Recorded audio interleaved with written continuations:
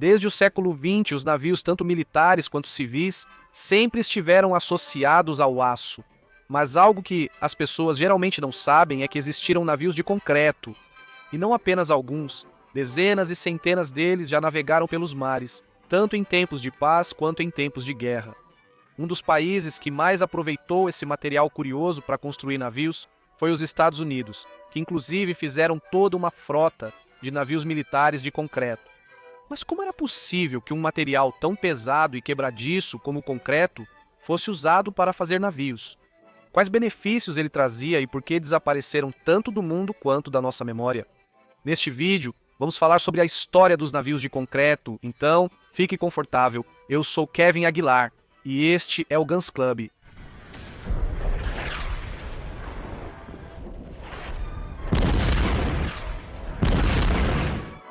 A Primeira Guerra Mundial, como nenhuma outra guerra antes, exigiu um esforço industrial enorme para suprir todas as necessidades do conflito.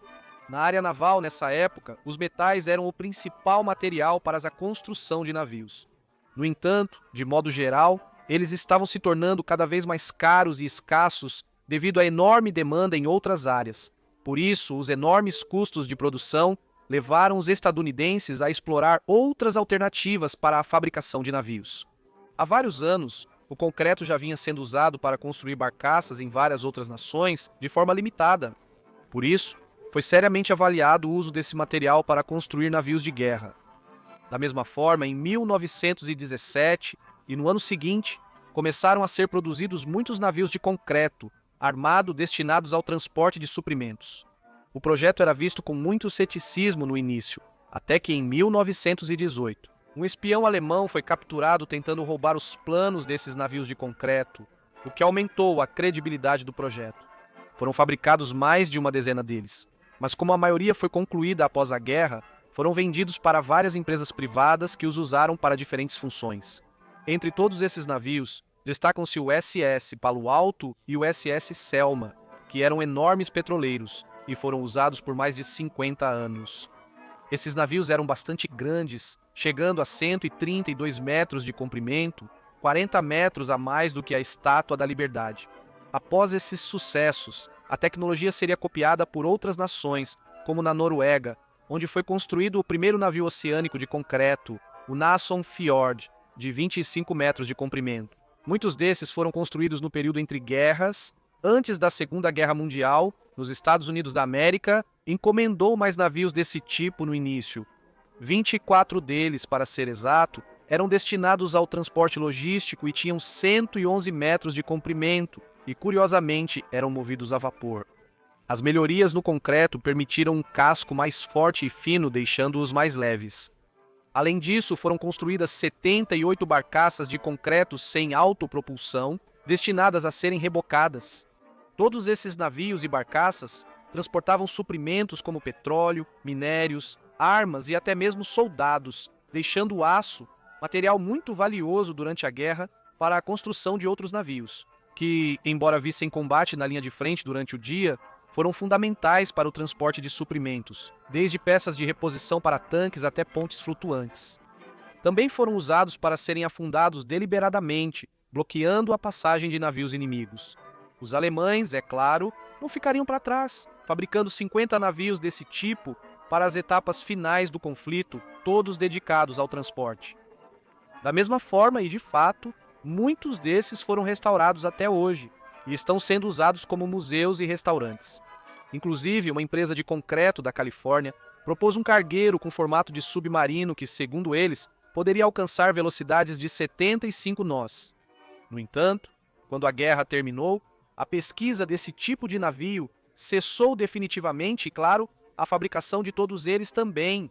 No total, entre britânicos e americanos, foram construídos cerca de 400 desses navios, quase superando em número a frota de submarinos dos dois países juntos. Mas por que esse material em particular? Bem, como já mencionamos, construí-los de cimento os tornava extremamente baratos. Além disso, eram extremamente resistentes e podiam suportar impactos de icebergs e até mesmo de projéteis, muito melhor do que os navios de aço. Além disso, eram imunes à corrosão e podiam ser facilmente reparados com resinas ou mais cimento, também. Uma boa característica desses navios era que eles respondiam muito lentamente às mudanças de temperatura, tornando-os perfeitos para transportar produtos perecíveis ou inflamáveis. Mas provavelmente o fator mais importante, que inclusive explica como o número deles disparou durante as guerras, tem a ver com os estaleiros. Os estaleiros para construir navios de aço eram complexos e havia um número limitado deles. E esses estavam operando na capacidade máxima de produção durante a guerra. Em contraste, os estaleiros para fazer navios de concreto eram extremamente simples de construir, com pouca maquinaria e com um número menor de processos industriais.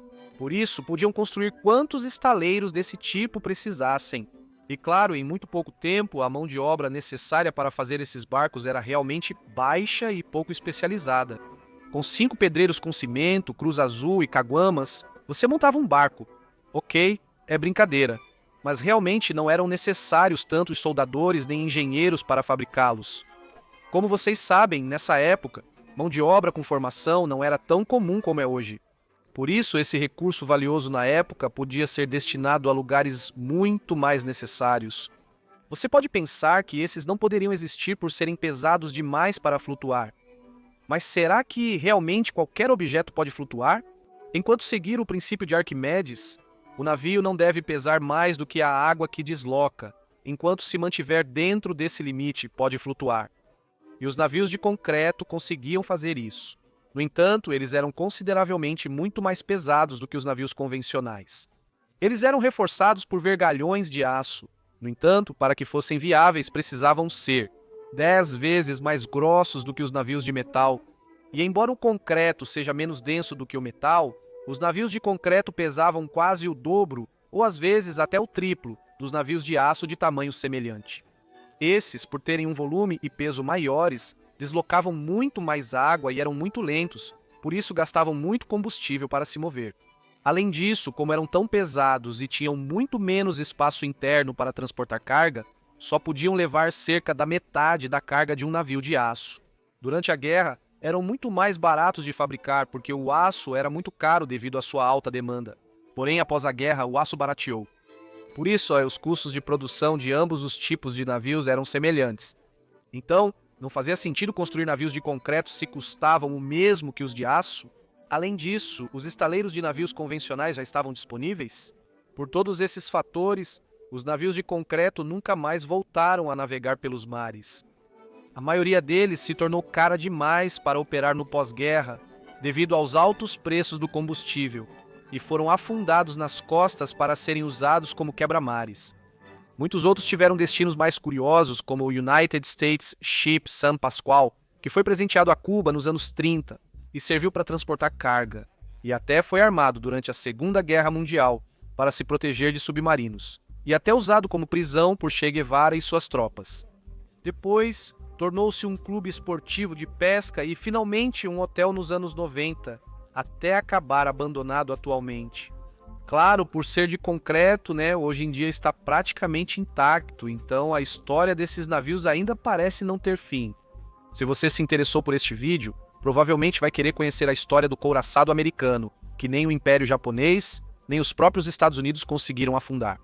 Eu recomendo muito para você. Muito obrigado por assistir a este vídeo e, claro, nos vemos no próximo. Tchau!